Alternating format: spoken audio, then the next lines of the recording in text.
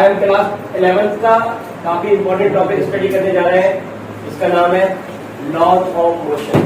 ये चैप्टर इतना खास है फिजिक्स के हर टॉपिक के लिए या फिजिक्स की कोई भी क्लास के लिए, ठीक है ना। तो फिजिक्स का कोई भी लेक्चर आप अटेंड करोगे, कोई भी टॉपिक आप स्टडी करोगे, उसमें लॉज ऑफ मोशन तो आना ही आता है। तो ये चैप्टर हमको समझ में आना बहुत जरूरी है, काफी इंपॉर्टेंट है।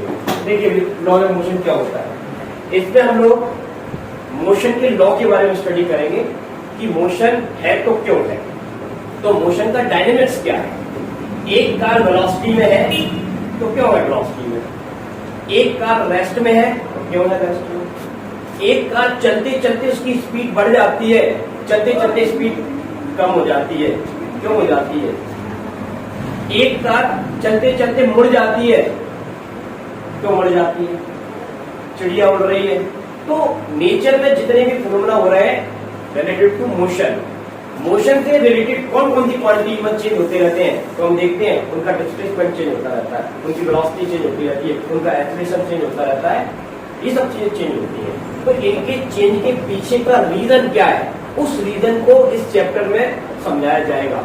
इसी चीज का नाम क्या होता है, डायनेमिक्स, कि मोशन का कारण बताइए, ठीक है। तो हम यहाँ पर स्टडी करने वाले हैं लॉज ऑफ मोशन। मोशन के कौन कौन से लॉ है जिनके बेसिस पर मोशन होता है।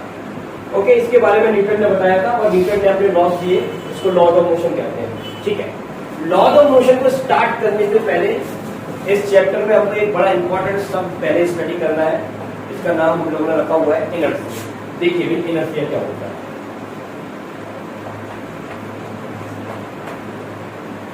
केमिस्ट्री में आप लोगों ने इनर्ट गैसें स्टडी की हुई है। इनर्ट गैसों की क्या स्पेशलिटी होती है कि वो अदर गैसेस से रिएक्ट नहीं होती है, रिएक्ट नहीं करती है, इनर्ट रहना चाहती हैं। तो उसी इनर्ट शब्द से क्या बना हुआ है, इनर्शिया। तो इनर्शिया की पहले हम वन लाइन डेफिनेशन नोट कर लेते हैं। इनर्शिया किसको कहते हैं, तो आंसर है inertia,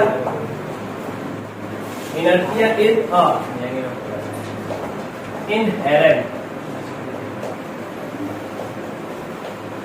property of a object or body to change its condition of motion। हाँ जी, सभी लोग ध्यान देंगे।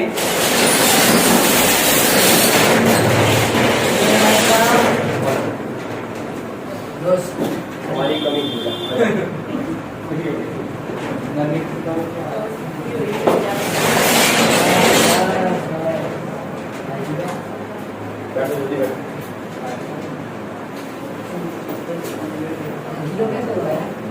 हाँ जी, इधर ध्यान दीजिए सभी लोग। मैं बात कर रहा था इनर्शिया। तो इनर्शिया की वन लाइन डेफिनेशन हम लोगों ने रखी हुई है। Inertia is a inherent property और कैरेक्टरिस्टिक ऑफ अ ऑब्जेक्ट और body to change its condition of motion. देखिए भाई, हमने नेचर को देखा और नेचर को देखकर ही हम नेचर को स्टडी कर सकते हैं। जब तक हम नेचर को प्रॉपर ऑब्जर्व नहीं करेंगे तब तक हमको पता नहीं चलेगा कि क्या हो गया है।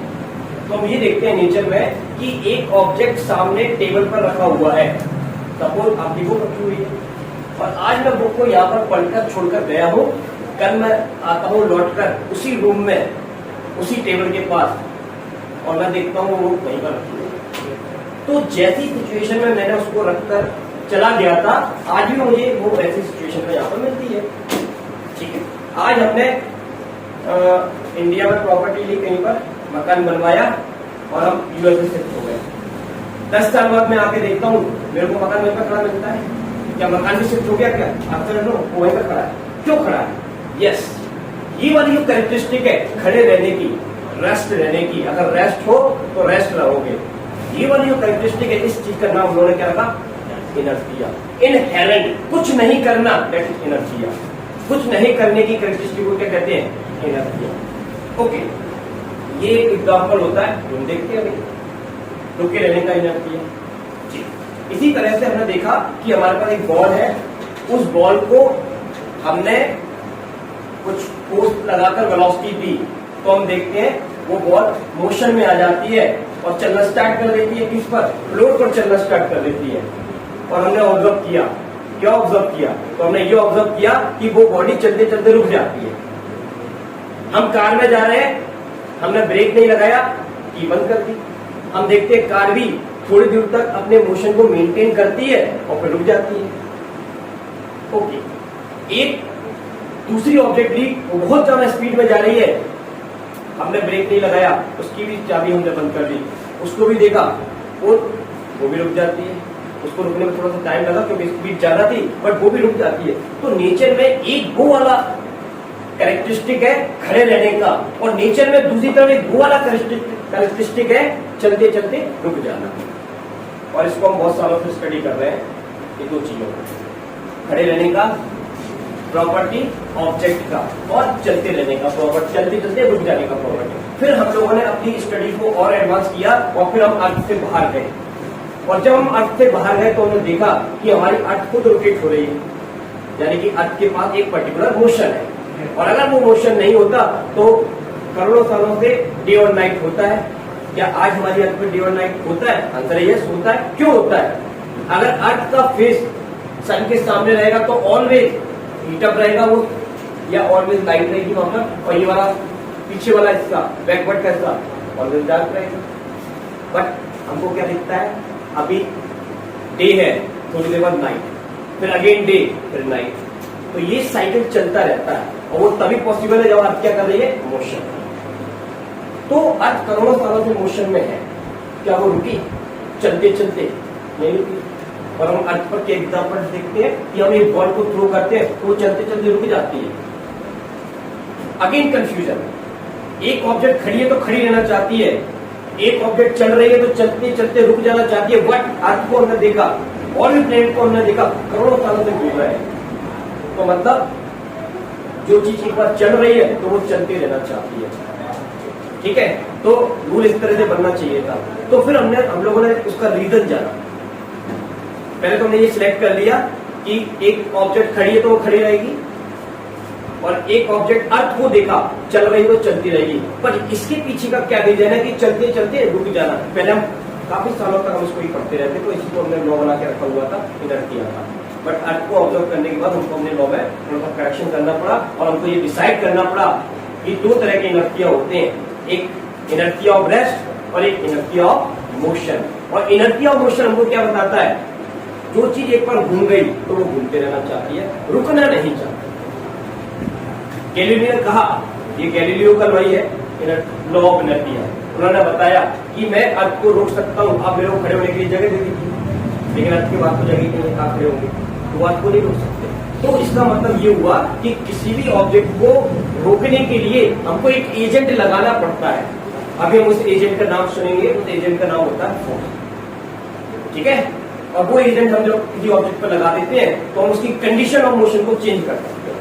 क्या कर सकते हैं बेटा? कंडीशन ऑफ मोशन को चेंज। तो हमने रीजन को जाना कि जब एक ऑब्जेक्ट हम फ्लोर पर चलाते हैं तो फ्लोर और ऑब्जेक्ट के बीच में कॉन्टेक्ट फोर्स होता है, दैट इज फ्रिक्शन। और उस फ्रिक्शन के कारण दुनिया की कोई भी ऑब्जेक्ट हो तो चलते चलते रुक जाता। अगर वो फ्रिक्शन नहीं होता तो क्या वो रुकती? नो, क्योंकि एक बार वो मोशन में आ गई तो मोशन में चलते रहना चाहती है, खड़ी है तो खड़ी रहना चाहती है। इस प्रॉपर्टी का नाम क्या रखा गया? इनर्शिया। तो इनर्शिया एक इनहेरेंट कैरेक्टरिस्टिक है, हमको देनी नहीं पड़ती, वो उसके पास होती ही है, ये उसका नेचर है। इसलिए इस शब्द को क्या बोलते हैं? इनहेरेंट। समझ में आई बात? That is inertia. ओके, अब हम इनर्शिया को मेजर करना चाहते हैं, तो नेक्स्ट थिंग हम इसमें लेंगे measurement of inertia.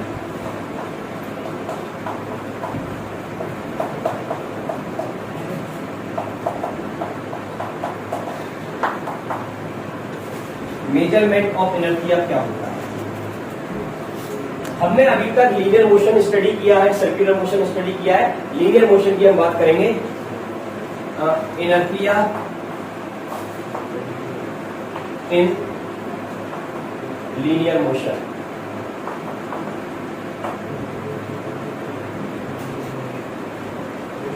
Inertia in linear motion measured by its mass। तो लीनियर मोशन में हम इनर्शिया को कैसे मेजर करते हैं? मास से। एक ऑब्जेक्ट, एक ट्रक है, दूसरी ऑब्जेक्ट एक साइकिल है, किसका मास ज्यादा है? ऑब्जेक्ट की ट्रक का मास ज्यादा है, हमने कहा ट्रक को चलाइए, एक्सीलरेटर दबा कर मत चलाइए, धक्का लगाइए इसमें, ठीक है? तो आपने उसमें पुश लगाया, क्या ट्रक चला? साइकिल में थोड़ा सा पुश लगाया, चल पड़ा। तो इसका रीजन क्या है? अब ये कहेंगे कि ये जो ट्रक है, जब मैं इस पर फोर्स लगाता हूं तो ये मेरे फोर्स का बहुत ज्यादा अपोज करता है, तो इसका क्या ज्यादा है? तो हम कहेंगे इसका मास ज्यादा है, दैट इज इनर्शिया ज्यादा है। साइकिल पर हम फोर्स लगाने जाते हैं, थोड़ा सा अपोज किया और चल पड़ी, हमने कहा क्या कम है इसका? दैट इज मास कम है, और मास का नाम क्या है? इनर्शिया, इसका इनर्शिया। तो इनर्शिया का मेजरमेंट किससे किया था बेटा? मास ने किया था। तो जो भारी ऑब्जेक्ट होती है वो अपने कंडीशन ऑफ मोशन का अपोज करती है, वो अपने चेंज को चेंज नहीं होने देना चाहती है, ठीक है? तो जितनी भारी होगी वो उतना ज्यादा अपोज करेगी, जितनी हल्की होगी वो उतना कम अपोज करेगी, समझ आई? तो इसका मेजरमेंट क्या हुआ? मास। डन। अब हम लेते हैं types of inertia. Types of inertia, there are 3 types of inertia. Number 1, inertia of rest.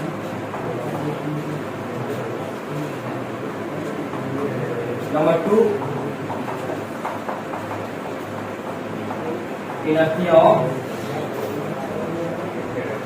motion. Number 3, inertia of direction. तो 3 तरह के इनर्शिया है। इनर्शिया ऑफ रेस्ट हमको क्या बताता है? यदि एक ऑब्जेक्ट रेस्ट में है तो वो रेस्ट में रहना चाहती है, that is inertia of rest. यदि एक ऑब्जेक्ट मोशन में है तो वो मोशन में रहना चाहती है, रुकना नहीं चाहती, that is inertia of motion. और यदि एक ऑब्जेक्ट एक डायरेक्शन में जा रही है तो वो मुड़ना नहीं चाहती, उसी डायरेक्शन में चलते रहना चाहती है, that is inertia of direction. Okay, ये आप में इस तरह से इंटरेस्ट ला सकते हैं क्योंकि इनके एग्जाम्पल हम डे टू डे लाइफ में हर जगह देखते हैं। जैसे मैं आपको एक एग्जाम्पल देता हूँ, when a bus suddenly start, then a person experience jerk backward। तो जैसे ही बस स्टार्ट होती है अचानक से, तो हम क्या देखते हैं? उसमें बैठा पर्सन पीछे की तरफ एक झटका महसूस करता है, पीछे की तरफ मुड़ जाता है, लीन बैकवर्ड, तो पीछे की तरफ झुक जाता है। क्यों? तो देखिए, ये जितने भी एग्जाम्पल है इनको समझने के लिए आपको एक कंडीशन में बताता हूँ इनर्शिया की। जो चीज जहां से स्टार्ट होती है वो उसका इनर्शिया कहलाता है। एक ऑब्जेक्ट रेस्ट से मोशन में आई तो ये काय का इनर्शिया है? Inertia of rest. पहले कहा था स्टार्टिंग में क्या था उसका? रेस्ट। ओके, एक चीज मोशन से रेस्ट में आई तो स्टार्टिंग में क्या थी वो? तो वो काय का इनर्शिया माना जाएगा? मोशन का, ठीक है? पहले एक ऑब्जेक्ट जिस डायरेक्शन में जा रही थी अब वो मुड़ गई, तो पहले किस डायरेक्शन में जा रही थी? उत्तर, तो उसका इनर्शिया।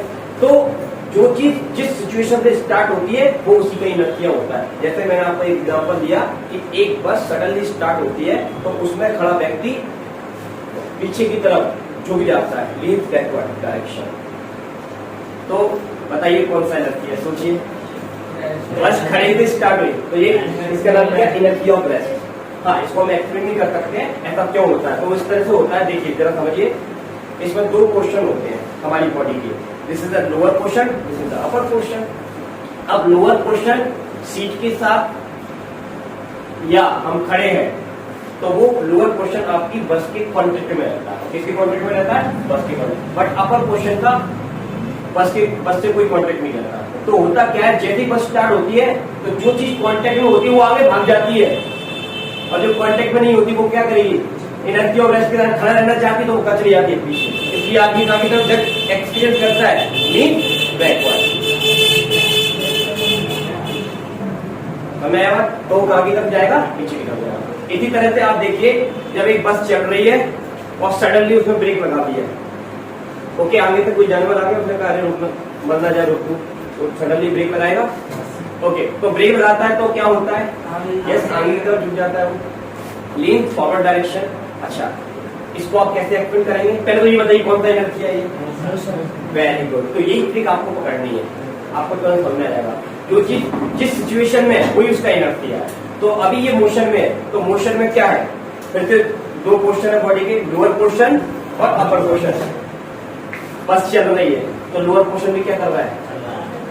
पूरा बॉडी चल रही है अभी तो, और अब बस सडनली रुकती है तो लोअर पोर्शन तो बस के साथ कॉन्टेक्ट में है, तो बस रुकी, वो भी रुक गया, लेकिन ऊपर का क्या है, यस इनर्शिया ऑफ मोशन। गाड़ी चलना चाहता है तो ये आगे भाग जाता है, ये बेचारा वहीं खड़ा जाता है, तो आगे गिर जाता है।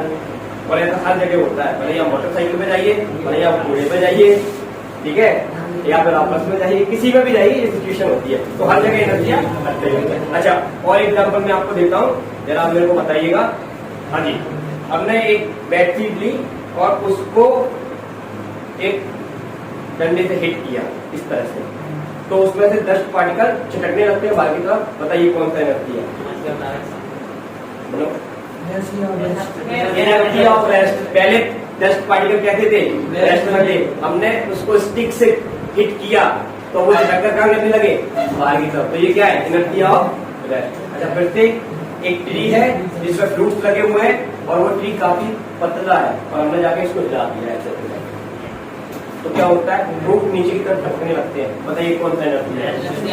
Energy of rest. कभी पेड़ खड़ा था, बस यही तो समझना है, आपको दिमाग लगाना ही नहीं है, कॉन्सेप्ट को समझिएगा। डायरेक्शन में इस तरह से है, एक बस एक डायरेक्शन में जा रही है, सडनली उसने टर्न ले लिया, तो हम लोग कॉन्टेक्ट में थे बस के साथ, तो लोअर पोर्शन तो उसके साथ भाग गया, लेकिन अपर पोर्शन का क्या हुआ, वो तो डायरेक्शन ऑफ एनर्जी अगर उसी डायरेक्शन में जाना चाहता है तो उसी डायरेक्शन में जाता है। देखिए ये उसी डायरेक्शन में जा रहा है और बस मुड़ गई, तो ये अब बस मुड़ गई, रास्ता तो खाली नहीं है इधर कि इधर की तरफ चला जाए, तो रास्ते में क्या जाती है, बॉल आ जाती है, बस की खिड़की आ जाती है, वो खिड़की को जाके हिट कर देता है, और अगर खिड़की नहीं होती तो बाहर जाके गिरता है। ऐसे ही होता है। तो ये किसके कारण होता है, एनर्जी ऑफ डायरेक्शन। इसी के बहुत सारे एग्जाम्पल है, झूला चलता है तो हमको बाहर की तरफ एक फोर्स एक्सपीरियंस होता है, वो भी यही है इसी तरह का, लेकिन वो दूसरे प्रिंसिपल पर काम करता है, उसको हम बोलते हैं सेंट्रीफ्यूगल फोर्स। वो आप लोअर मोशन में जैसे स्टडी करते जाएंगे तो आप आगे समझिए, ठीक है। तो आपको एनर्जी समझ में आ गया, ठीक है। तो इसकी वन लाइन डेफिनेशन याद रखिए, energy is the inherent property of a object to change its condition of motion. Types of measurement कैसे करते हैं, मास से, जिसका मास ज्यादा उसका एनर्जी ज्यादा, okay. Types of energy, there are three types, energy of rest, energy of motion and energy of direction. Clear है? अब हम पढ़ते हैं first law of motion. First law of motion,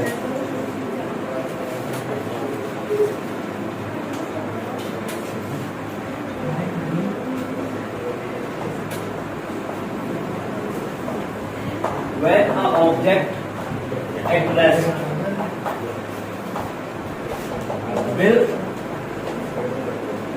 remain at rest।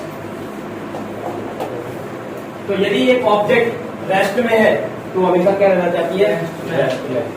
And when a object in okay, when a object in moving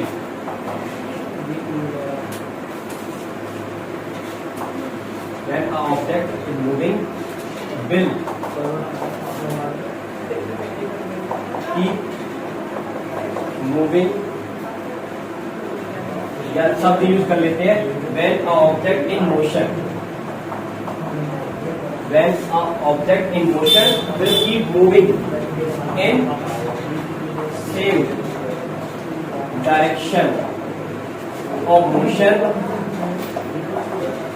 and same velocity।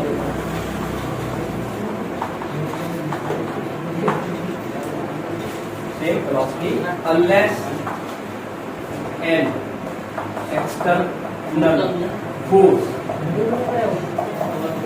is applied on it। This is Newton's first law।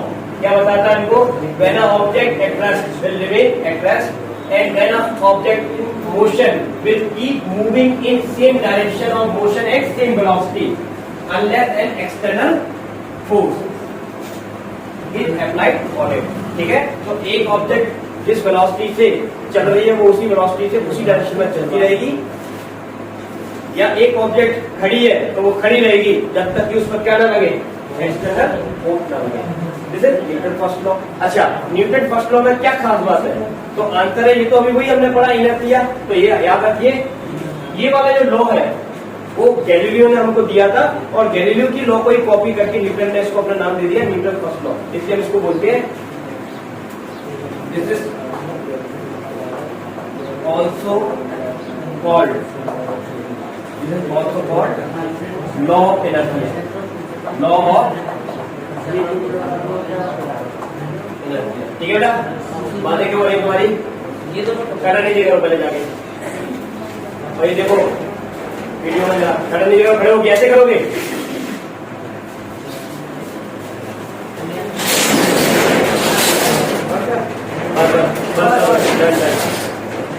Video से यार बेटा देखो जरा। आज इधर ध्यान दीजिए सभी लोग। This is also called law of inertia. कभी इसको पहले किसने बताया था? गैलीलियो ने बताया था, उसके बाद इसको न्यूटन ने कॉपी किया और अपना नाम दे दिया। ओके, अब अगली चीज समझिए, अगली चीज में समझिए कि आपको एग्जाम में पूछा गया right the law Newton first law motion. ये कब पूछा जाता है कि न्यूटन लॉ लिखिए, ये ज्यादा पूछा जाता है कि न्यूटन लॉ हमको किसके बारे में बताता है। तो याद रखिए, ये हमको फोर्स की डेफिनेशन देता है, फोर्स के बारे में बताता है। क्या कह रहा है? देखिए, अगर एक ऑब्जेक्ट खड़ी है तो वो खड़ी रहना चाहती है, एक ऑब्जेक्ट चल रही है तो चलती रहना चाहती है जब तक क्या ना लगे। यस, तो ये किसकी डेफिनेशन देता है? फोर्स की डेफिनेशन देता है। तो हम लिख सकते हैं Newton first law gives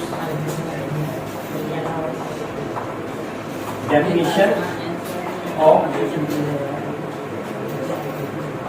force. ठीक है बेटा, तो ये हमको किसकी डेफिनेशन देता है? फोर्स की। अब फोर्स क्या होता है? अब यहां तक स्टडी करेंगे फोर्स क्या होता है, क्योंकि न्यूटन ने किसके बारे में बताया? फोर्स के बारे में। तो देखिए, फोर्स के लिए हम कई सब यूज करते हैं। फोर्स के लिए कभी कभी एजेंट यूज करते हैं, फोर्स के लिए हम फिनोमेना यूज करते हैं। ठीक है, तो हम कोई भी शब्द यूज कर सकते हैं। फोर्स इज अ एजेंट, ठीक है, to change condition of motion. तो अगर किसी कंडीशन ऑफ मोशन को चेंज करना है तो उसको क्या लगाना पड़ेगा? एक एजेंट। उस एजेंट का नाम क्या है? फोर्स। तो हम वन लाइन डेफिनेशन लिख सकते हैं फोर्स की। Force is an agent to change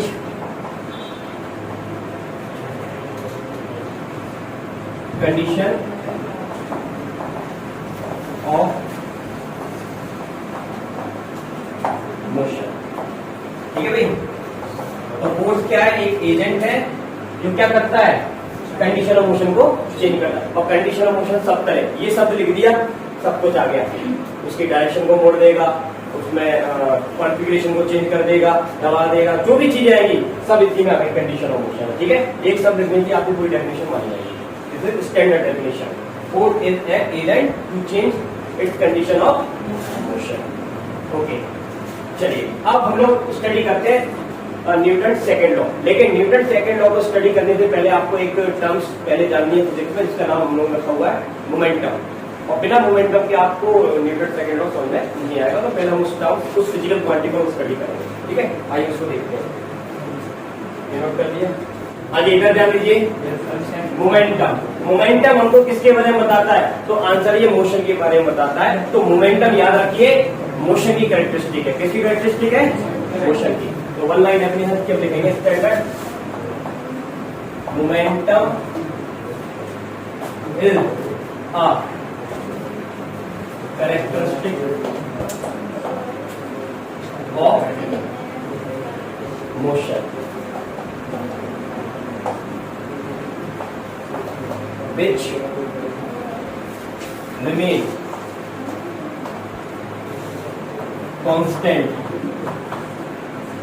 which remain constant, its own। आगे, तो momentum is a characteristic of motion of a body which remain constant its own. तो देखिए, दो शब्द इसमें आपको समझने हैं। पहली चीज तो मोमेंटम क्या है? एक कैरेक्टरिस्टिक है किसकी? जो बॉडी मोशन में है। दूसरी चीज रिमेन कांस्टेंट। अगर किसी बॉडी का या किसी सिस्टम की बात करेंगे तो सिस्टम का जो मोमेंटम स्टार्टिंग में होता है और बाद में भी उसका वही रहता है, तो मोमेंटम चेंज नहीं होता है, ये उसके बारे में बताता है। ठीक है, ओके। इसके लिए हम एक लॉ बनाएंगे, that is conservation of momentum. वो हमको सिखाएगा कि किसी भी बॉडी सिस्टम का मोमेंटम चेंज नहीं होता। एनीवे, चलिए, तो ये अपने मोमेंटम का डेफिनेशन हमने बनाया। अब जरा मोमेंटम के बारे में समझिए, ये चीज क्या है। देखिए जरा एग्जांपल देते हैं आपको। यहाँ पर हमारे पास एक बॉल है, ठीक है, इसके पास कुछ मास है 2 kg। कितना केजी मास है? 2 kg। और यहाँ पर एक बंदा खड़ा हुआ है, ये नीचे देख रहा है, और इसकी तरफ एक बंदे ने बॉल को हिट फेंका है और इसको पर्टिकुलर वेलोसिटी दी उसने। This is the mass, this is the velocity. Velocity मान लीजिए इसकी है 5 मीटर पर सेकेंड, और दिस इज ऑब्जेक्ट ए या ball A, this is the ball. ठीक है, ओके। एक ये दूसरी बॉल है हमारे पास बी, बॉल बी, इसका मास है 5 kg और इसकी वेलोसिटी कितनी है? 2 मीटर पर सेकेंड। दोनों में चेंज किया, इसका मास ज्यादा है, वेलोसिटी कम है, इसका मास कम है, वेलोसिटी ज्यादा है। यहाँ पर भी एक आदमी खड़ा हुआ है, ये भी नीचे देख रहा है। ओके, क्या होने वाला है? इसने इसकी तरफ थ्रो किया, इसने भी इसकी तरफ थ्रो किया, इसको हिट किया, क्या होगा? इसका झटका जोर से लगेगा। हाँ जी, आप देखिए जरा, दोनों में एक सिचुएशन है, इधर ध्यान दीजिए जरा। इसका मास कितना है? 2 kg, पर इसकी वेलोसिटी कितनी है? 5। ओके, एक काम और करते हैं, थोड़ा सा चेंज कर देते हैं। ओके, अब बताइए, दोनों का मास कैसा है? 2, और दोनों की वेलोसिटी में चेंज है, तो किसका इफेक्ट ज्यादा होगा? तो आपने बताया ए का इफेक्ट ज्यादा होगा क्योंकि इसकी क्या ज्यादा है? वेलोसिटी। बी का इफेक्ट कम होगा क्योंकि इसका क्या कम है? वेलोसिटी। अब फिर से देखिए, इस एग्जांपल को ये ए है और ये बी है, ये बॉल ए है बेटा, ये बॉल बी है। इधर ध्यान दीजिए, अब इसकी वेलोसिटी है 5 मीटर पर सेकेंड और इसकी वेलोसिटी है 5 मीटर पर सेकेंड, बट इसका मास है 2 kg और इसका मास है 10 kg। फिर से दो बंदे खड़े हैं यहाँ पर, देख रहे हैं। हाँ जी, बताइए, इस सिचुएशन में किसका ज्यादा इफेक्ट दिखेगा? किसके मोशन का ज्यादा इफेक्ट दिखेगा? तो आप बोलते हो 10। पहले आप किसको बोल रहे थे? ए को, और आप बोल रहे हो बी को। अच्छा, पहले क्या सेम था? मास। क्या डिफरेंस था? वेलोसिटी। इसमें क्या सेम है? वेलोसिटी। और क्या सेम है? क्या डिफरेंट है? वेलोसिटी सेम, मास डिफरेंट। इस केस में मास सेम, वेलोसिटी चेंजेस। और हमको क्या देखने को मिलता है कि जिसका वेलोसिटी ज्यादा होता है उसका इफेक्ट ज्यादा, जिसका वेलोसिटी कम उसका इफेक्ट कम। इस केस में मास सेम है, बट वेलोसिटी सेम है, लेकिन इफेक्ट किसका ज्यादा देखने को मिलता है? जिसका मास ज्यादा होता है उसका इफेक्ट ज्यादा, और जिसका मास कम होता है उसका इफेक्ट कम।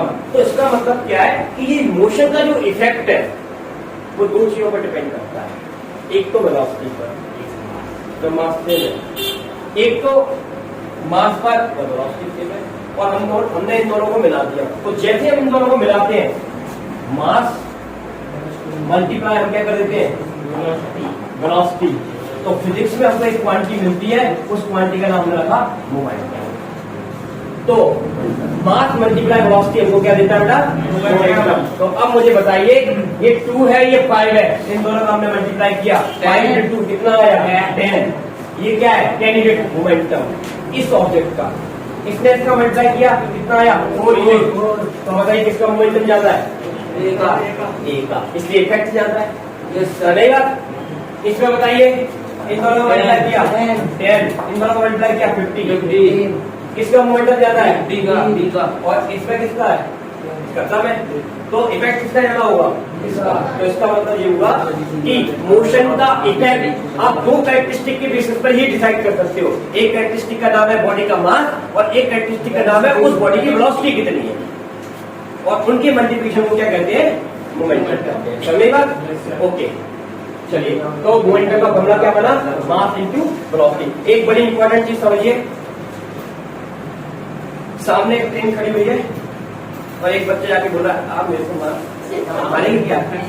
तो अब आप सोचिए, खड़ी हुई ट्रेन उस बच्चे को जाके हिट कर सकती है क्या? नो, क्यों नहीं कर सकती?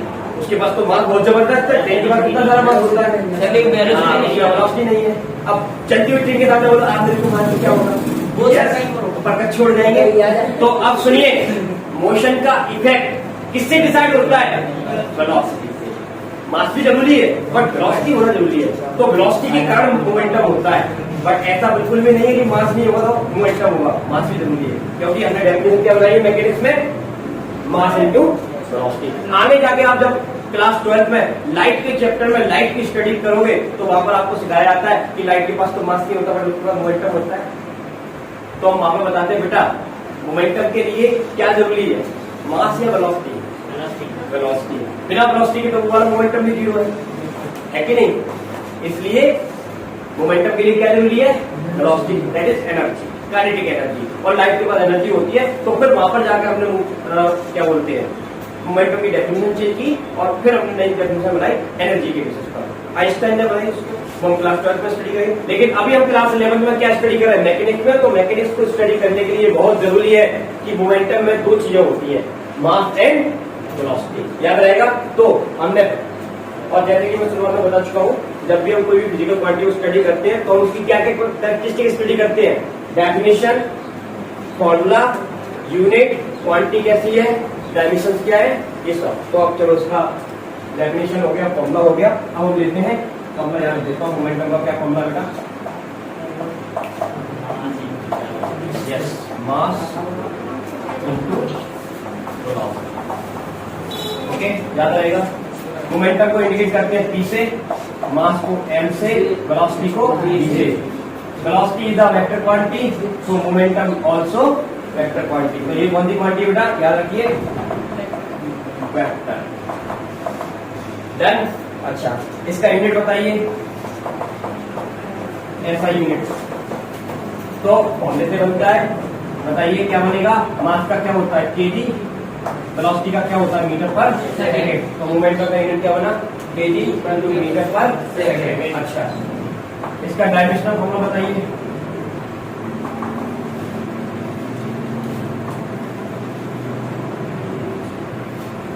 तो देखिए मोमेंटम का फॉर्मूला क्या होता है? Mass into velocity.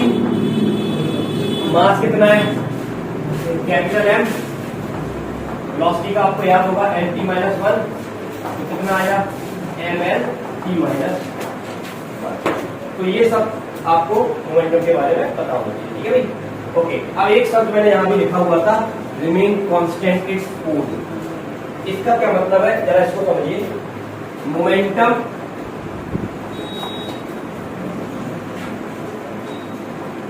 Of system, तो ये जो शब्द है वो किसके लिए है? सिस्टम के मोमेंटम के लिए, अकेले ऑब्जेक्ट की नहीं है। सिस्टम, सिस्टम का मतलब इसमें कंपल्सरी दो मेंबर तो होने चाहिए। जैसे दो कार चल रही है, एक कार का मास है m1, दूसरी कार का मास है m2। इसकी वेलोसिटी v1, इसकी वेलोसिटी v2। तो इनका आपस में है, समझेगा? तो देखिए मोमेंटम ऑफ सिस्टम का मोमेंटम कैसे निकालते हैं, तो ये बहुत जरूरी है न्यूमेरिकल्स के लिए, कैलकुलेशन के लिए। तो याद रखिए, देखिए एक कार का मास या एक ऑब्जेक्ट का मास m1, उसकी वेलोसिटी v1। दूसरी कार का मास m2, उसकी वेलोसिटी v2। तो सिस्टम का मोमेंटम कैसे निकालोगे? तो ये वाला इक्वेशन आपको बनाना आना चाहिए कि अगर आपको पूछा जा रहा है कि मोमेंटम ऑफ सिस्टम, तो आप कैसे लिखोगे?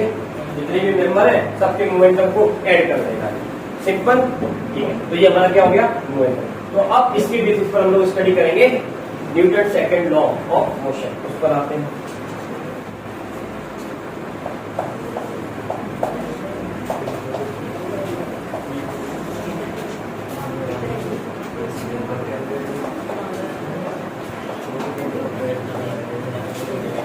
हाँ जी, Newton second law of motion हमको किसके बारे में बताता है? ध्यान दीजिए। तो आंसर है ये हमको चेंज इन मोमेंटम के बारे में बताता है। किसके बारे में बताता है? Change in momentum. Change in momentum कितने तरीके से हो सकता है? तो आंसर है दो तरीके से हो सकता है। जैसे एक कार चल रही है, हमने एक्सीलरेटर दिया, उसका मोमेंटम चेंज हो गया। कैसे चेंज हो गया? तो आप ये कहोगे कि मास तो उसका वही है, 10 kg है, मान लीजिए 10 kg ऑब्जेक्ट की वेलोसिटी है 2, मोमेंटम कितना? 10 मल्टीप्लाई 2 कितना हुआ? 20। अब हमने एक्सीलरेटर दिया तो उसका मास चेंज हुआ या वेलोसिटी? वेलोसिटी। तो मोमेंटम कैसे चेंज होता है? चेंज वेलोसिटी के कारण। तो अब उसकी वेलोसिटी हो गई 5, मास कितना? 2, तो 5 मल्टीप्लाई 3 कितना होगा? 15। चेंज हुआ कि नहीं हुआ? तो ये वाला जो मोमेंटम में चेंज आ रहा है वो किसके कारण आ रहा है? यस, वेलोसिटी में चेंज के कारण आ रहा है। और ये वेलोसिटी घटने से बढ़ी, पहले 3 थी अब 5 हो गई। अच्छा, अब एक चीज ये, दूसरी चीज, एक ऑब्जेक्ट खड़ी है, हमने उसको चलाया, तो खड़ी हुई ऑब्जेक्ट का मोमेंटम कितना? 0। चलने वाली ऑब्जेक्ट के पास मास भी है, मोमेंटम भी है। उस समय जब वो खड़ी थी तो मास था, लेकिन वेलोसिटी नहीं थी, तो मोमेंटम कितना था बेटा? 0। और आपने फोर्स लगाया तो उसका मोमेंटम अब आ गया, तो ये मोमेंटम चेंज हुआ 0 to this। और वो वाला मोमेंटम चेंज हुआ था, वो कैसे हुआ था? वेलोसिटी के चेंज कारण, क्योंकि ऑलरेडी बॉडी चल रही थी। अच्छा, फिर से समझिए, मैंने आपको एग्जांपल देना है कि एक कार चल रही है और उसकी स्पीड है मान लीजिए 50, और हमने क्या किया? ब्रेक लगाया और 10 सेकंड में आके वो कार रुक जाती है। एक दूसरी कार है, उसकी स्पीड भी कितनी है? 50, हमने उस पर भी ब्रेक लगाया, लेकिन उसको 15 सेकंड लग गए रुकने में। तो आपको मैं बताना क्यों रखे, ऐसा कैसे हो गया होगा कि स्पीड क्या है? तो आंसर है दोनों की वेलोसिटी सेम है। 110 सेकंड लगते हैं, 115 सेकंड लगते हैं। मास कैसे बदल जाएगा बेटा? मास तो उतना ही रहेगा, मास थोड़ा बदल जाएगा। तो आंसर है, इसका रीजन ये होगा कि एक में बहुत तेजी से फोर्स लगाया, 10 सेकंड में रुक गई, एक में आराम से लगाया। तो अब देखिए, एक को बिल्कुल दर्द के साथ दबाया, एकदम से दबा दिया, उसको पता ही नहीं चला कि कब तमाचा गला और निकल गया मार के, और एक को बढ़िया आराम से देते कहते। तो वही चीज है, समझिए जरा फिर से, ध्यान से देखिए, हमने आराम से ब्रेक लगाया तो उसका मोमेंटम स्लोली चेंज हुआ। कितना टाइम लग गया? 15 सेकेंड। और पहले वाले में एकदम से ब्रेक लगाया तो फास्ट चेंज हुआ। तो मोमेंटम दो तरह से चेंज होता है, एक फास्ट और एक स्लोली, समझे बात? लेकिन दोनों के लिए क्या चाहिए? फोर्स, समझ नहीं बात? अच्छा, फिर से समझिए, एक मार्केट गए और एक मोटरसाइकिल हम खरीद के लेकर आए 100 सीसी की, और हमने एक्सीलरेटर दिया, 20 सेकंड में 100 की स्पीड में आ जाती है। ओके, तो इसका मोमेंटम चेंज हुआ 0 to 100 कितने सेकंड में बताइए? 20 सेकंड में। एक हम दूसरी मोटरसाइकिल लेकर आए बुलेट 150 सीसी की, 150 सीसी की, और उसमें जब एक्सीलरेटर दिया तो 10 सेकंड में 0 to 100 हो गया। तो उसका क्या ज्यादा है? यस, फोर्स ज्यादा है। 150 सीसी है, उसका क्या कम था? यस, फोर्स कम था, इसलिए ज्यादा टाइम में मोमेंटम चेंज करती है, और ये कम टाइम में मोमेंटम को चेंज कर देती है। नहीं बात? तो इस तरह से क्या होता है? मोमेंटम चेंज होता है। तो देखिए, यही जो हमने अभी तक इतने भी एग्जाम्पल दिए, इसी को क्या कहते हैं? Second law of motion. ठीक है, जो किसके बारे में बताता है? चेंज इन मोमेंटम के बारे में। तो जरा इसको लिख लेते हैं वर्डों में। देखिए, बीच में बातें बहुत करते हैं, क्या बात है? देखिए, rate of change of linear momentum is directly proportionate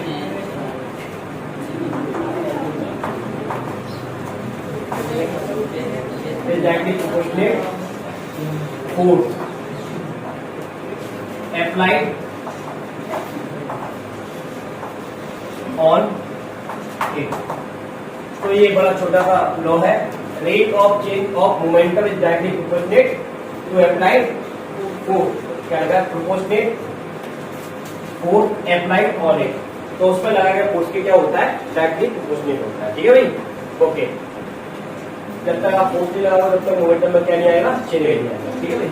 और दैट इज करके हम इसको लिख सकते हैं, दैट इज